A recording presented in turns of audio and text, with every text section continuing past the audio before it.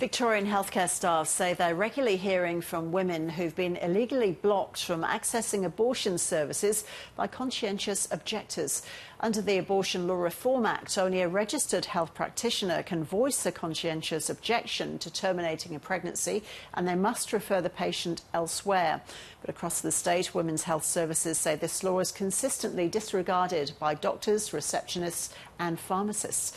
Kit McMahon runs one of those services in Melbourne South East, and she says women in Victoria are too often receiving inadequate care.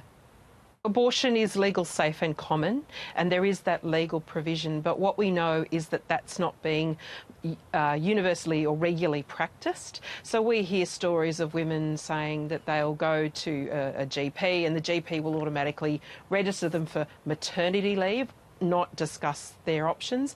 And we also know that there'll be referrals made to other GPs or other services where the service isn't provided to meet the needs of the woman. So it's the direct objection, but then we also see it sort of through the system as well, the availability of the service, the fact that it's not delivered equitably, and it's made more difficult if you're a woman from a migrant background, or even if you live in rural and regional Victoria. And how often is this happening, Kit? Look, we have 1800 My Options that gets about 600 calls a week from people looking for services, and they regularly will get calls across the week from women who are saying that they are facing conscientious objection and they can't get access to the service in a timely way, and that of course makes their quality of life, their choice for their future even more difficult. But it's only the GP, is it, who can conscientiously object by law? Others in the chain of care can't. Yeah, well, if you're a health practitioner, so under the definition, and you're providing the service, you can conscientiously object. Okay. So that can also be other practitioners apart from GPs as well. All right. So how can women discreetly find out about the attitudes of healthcare providers? Yeah. So in Victoria, we've got a 1800 My Options, which is a website and a phone service that women in Victoria can call for advice. And the other thing too is to contact a local women's health service who'll be able to provide advice as well.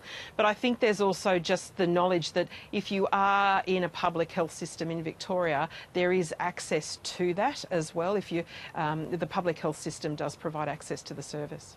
So this is what happens in Victoria, Kit. Is it the same in other parts of the country?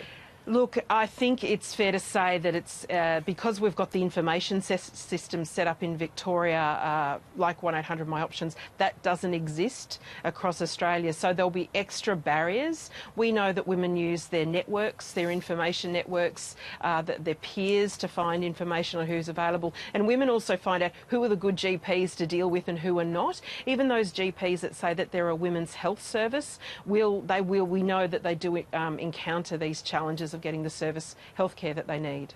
So how can this be handled differently to spare women distress? Yeah, so I think what we're arguing from the women's health perspective is that there needs to be monitoring of it. There needs to be transparent monitoring across Australia. So if the reports come in, and can I just say that if you are a woman that does face it and you want to report it, the reporting through to the APRA, to the national regulator, it can be quite onerous. So easier reporting mechanisms in place, and then transparently reporting on that to understand the impact of it and to enable us to talk about it more freely. So just finally a reminder about the advice to women about where to go for treatment and help. Yeah, so in Victoria you can go to 1800 My Options, and the website is the same as that, and then your public health provider will be able to provide the support as well through their women's health service. Kit McMahon, thank you so much. Thanks so much, Ros.